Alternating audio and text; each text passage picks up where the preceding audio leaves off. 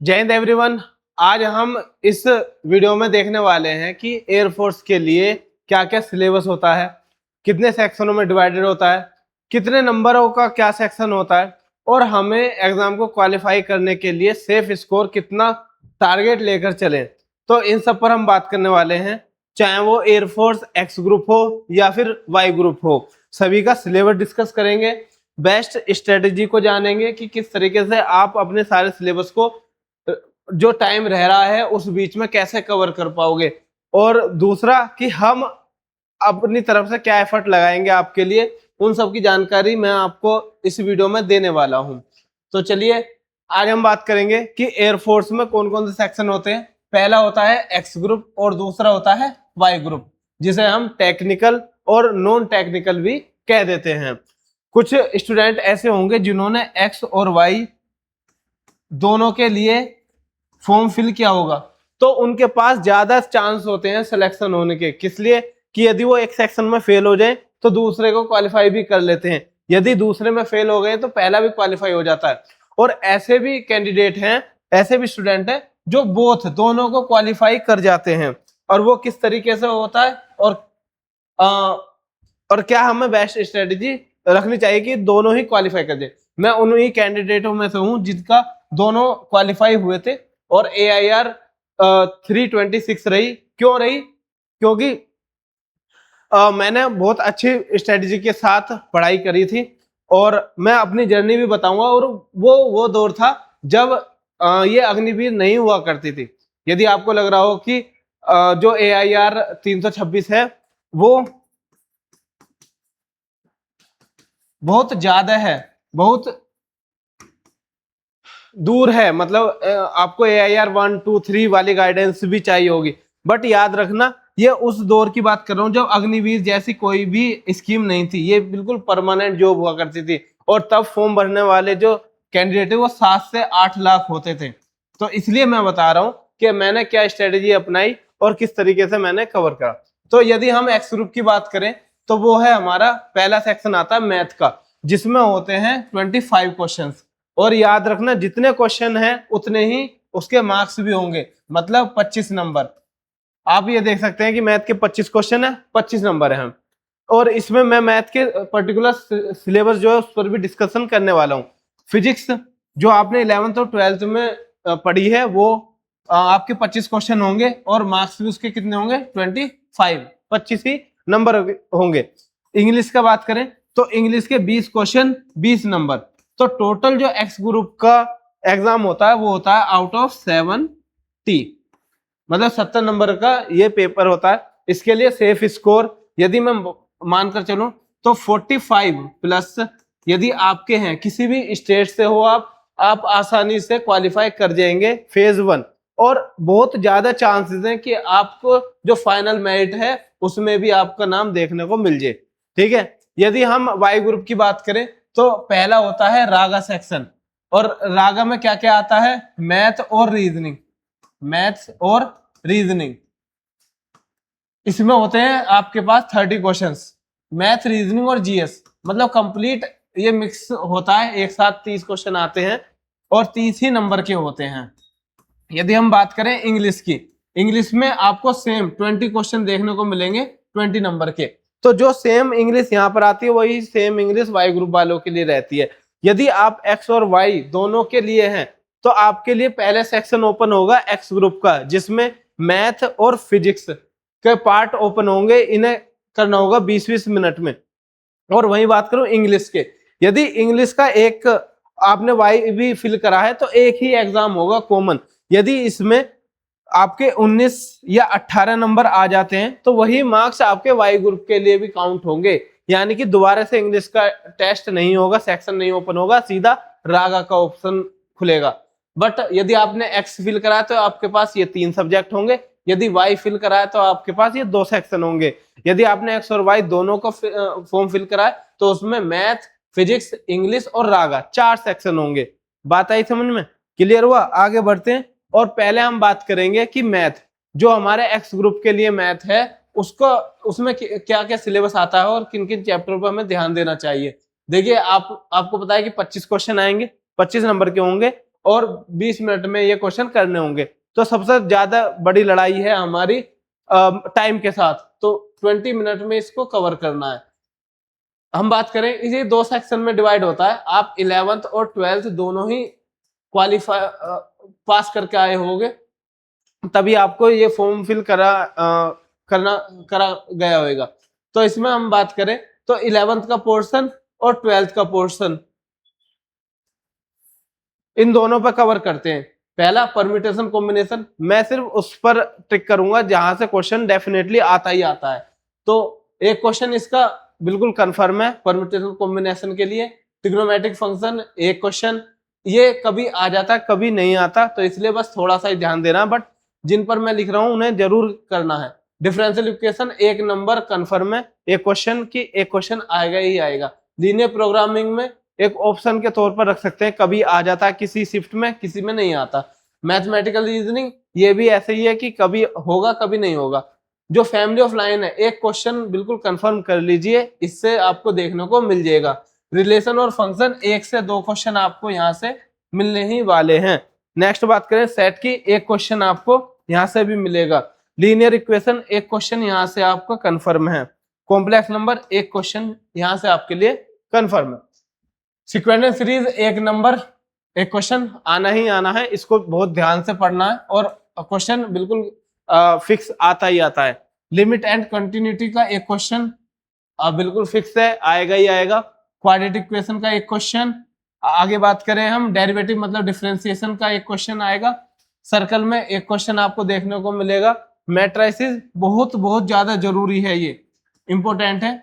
Circle, matrices और probability, इनके तो क्वेश्चन आपको बिल्कुल मिलेंगे ही मिलेंगे कंफर्म।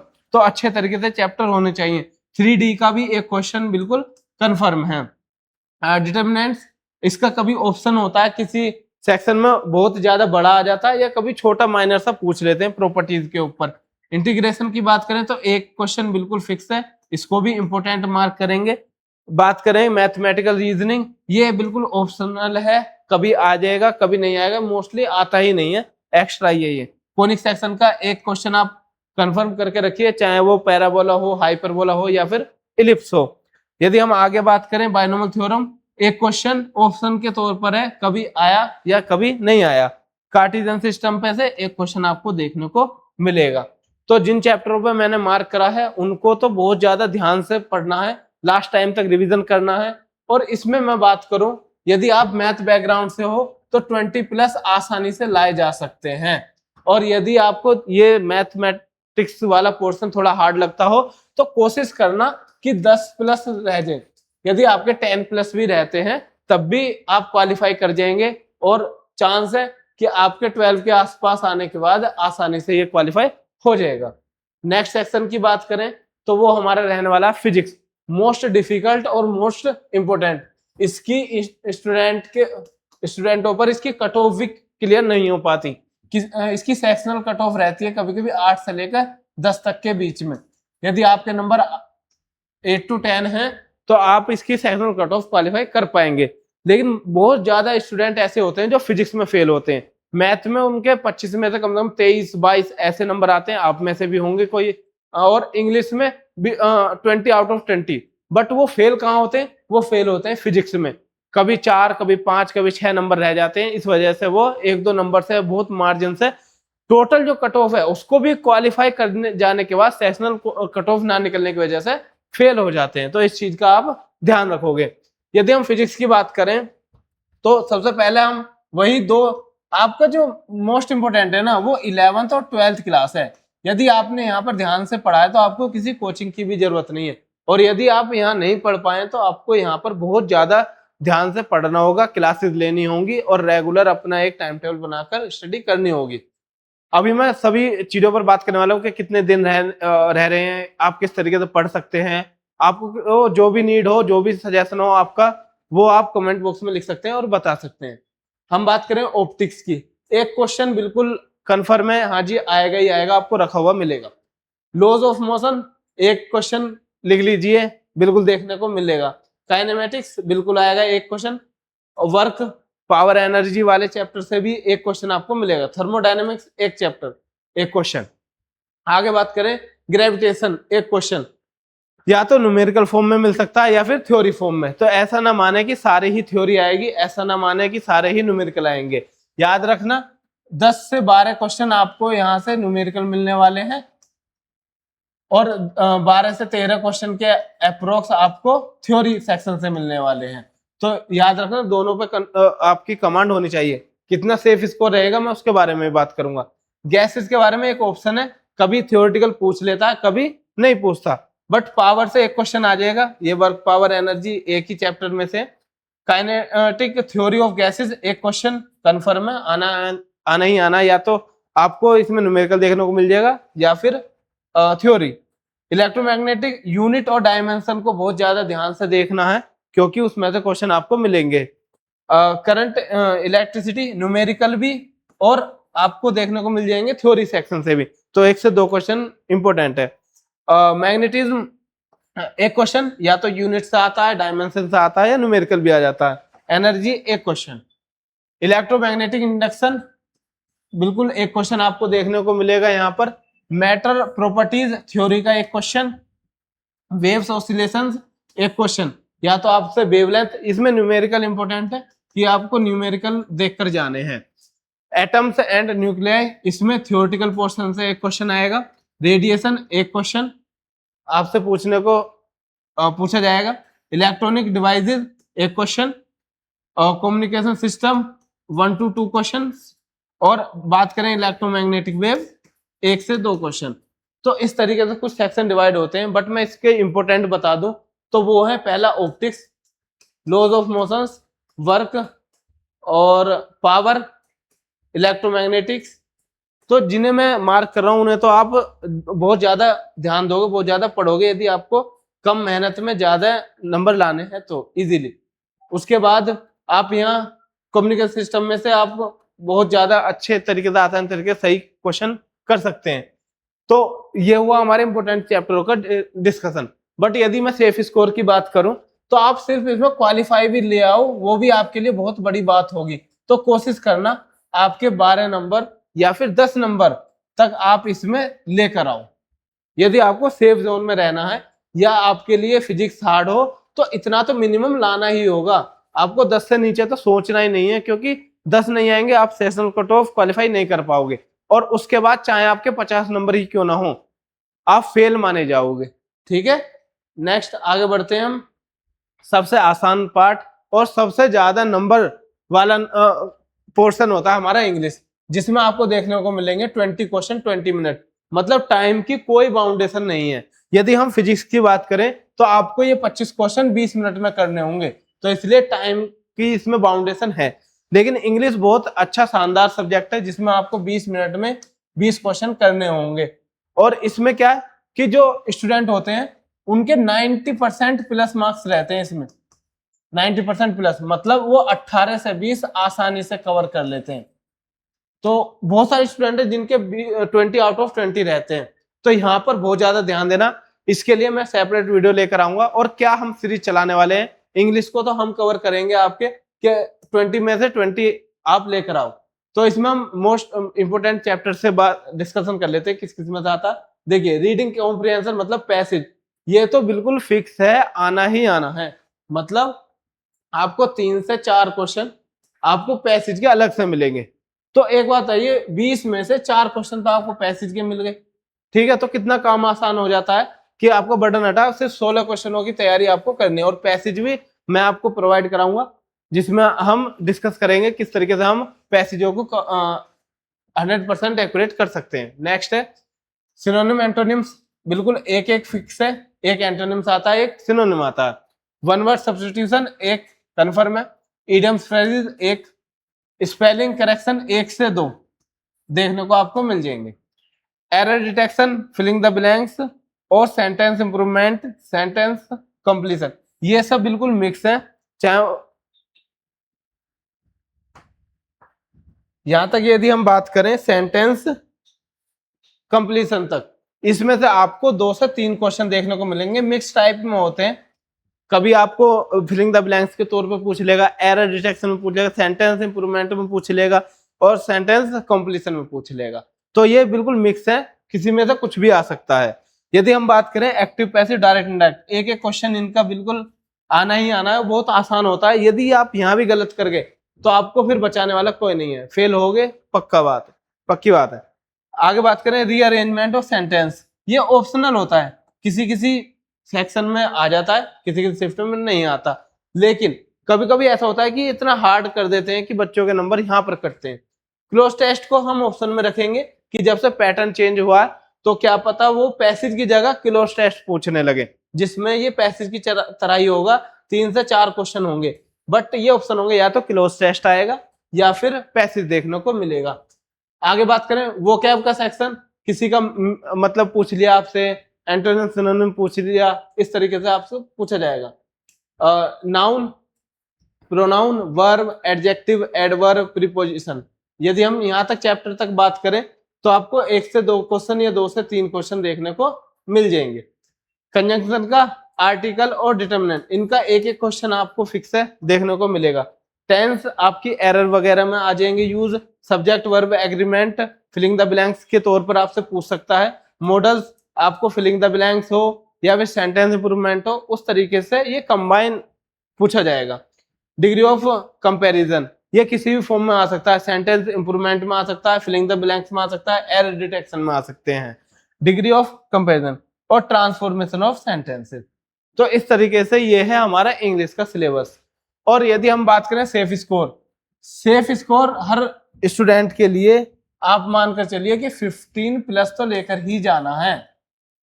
तो अब आप देखिए, यदि 12 नंबर आपके फिजिक्स में आते हैं, 15 प्लस आपके मैथ में आते हैं और 15 प्लस आपके इंग्लिश में आते हैं, तो टोटल है 42 प्लस। अब आप इसमें देख लीजिए, जिसमें भी आपका पोर्शन ज्यादा हार्ड हो या जिसकी ज्यादा कमांड हो, उसमें ज्यादा से ज्यादा नंबर लाने की कोशिश करनी है, और जो आपका वीक सेक्शन हो उसको थोड़ा सा ऐसा सोचना है कि हमारी बस सेक्शन कट ऑफ भी निकल जाए, तो आप आसानी से 45 प्लस जा सकते हैं। और किसी भी स्टेट में हो, इतना तो यूपी हरियाणा और राजस्थान की जाती है, हरियाणा और राजस्थान, इन तीनों को छोड़कर आप किसी भी स्टेट में हो 100% फाइनल मेरिट में आ जाओगे।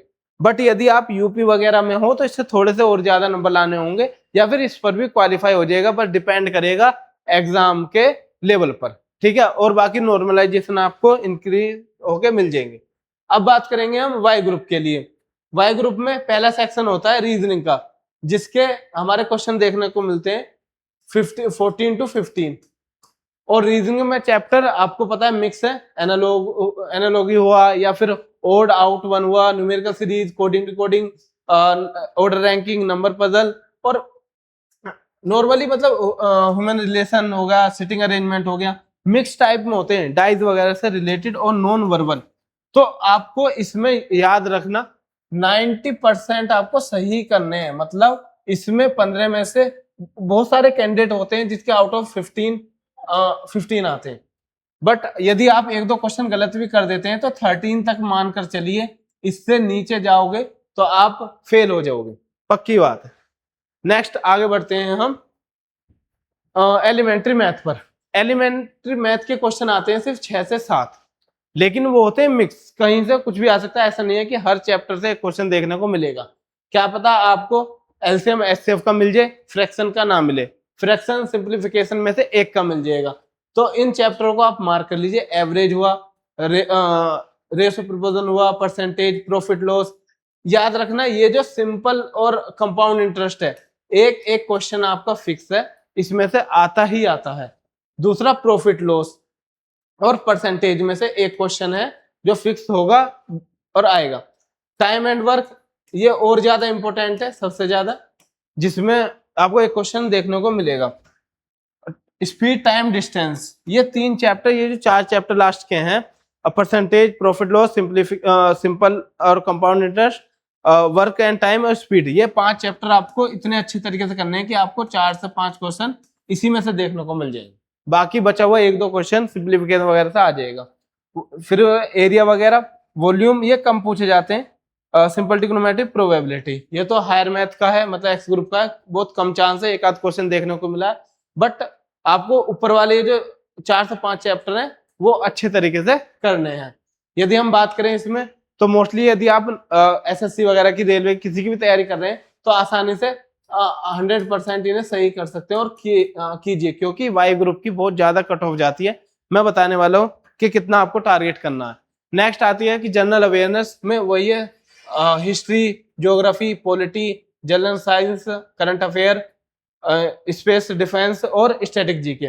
इन सब का बात करें तो 6 से 7, और इसमें मोस्टली बच्चे जो अपडेटेड रहते हैं वो 4 से 5 क्वेश्चन सही कर देते हैं, कोई दिक्कत नहीं आती। ठीक है, बाकी आप अपना शेड्यूल बनाइए, कम से कम 7 से 8 घंटे दीजिए पढ़ाई को अलग, सेपरेट, ऑनलाइन से अलग, ऑफलाइन पर। यदि हम इसमें टारगेट माने वाई ग्रुप के लिए आपको 50 में से कम यदि जाना है तो 40 प्लस जाइए गर्ल्स के लिए। यदि मैं बॉयज की बात करूं तो वो 42 प्लस, यदि आप सेफ जोन में रहना चाहते हैं और फाइनल मेरिट में आपका नाम आना चाहते हैं तो आपको 42 प्लस लाने ही होंगे। तो ये तो आपका था सिलेबस डिस्कशन। यदि मैं आगे बात करूं, मैं आपको इंग्लिश को लेकर क्लासेस लेकर आने वाला हूं जिसमें हम टॉप 20 की सीरीज करने वाले हैं और कंप्लीट इंग्लिश का टारगेट बनाएंगे कि 20 आउट ऑफ 20 आए। यदि मैं बात करूं जीएस की तो आपके लिए जीएस की स्पेशल क्लासेस मिल जाएंगी, जहां पर आप अटकते हो वो सब कंप्लीट होगा। तो इसलिए हमारे चैनल को सब्सक्राइब करें ताकि आप अपडेटेड रहें, और कोई भी सजेशन हो, कोई भी क्लासेस हो जो आपकी डिमांड हो, हमें कमेंट बॉक्स में बता सकते हैं। धन्यवाद।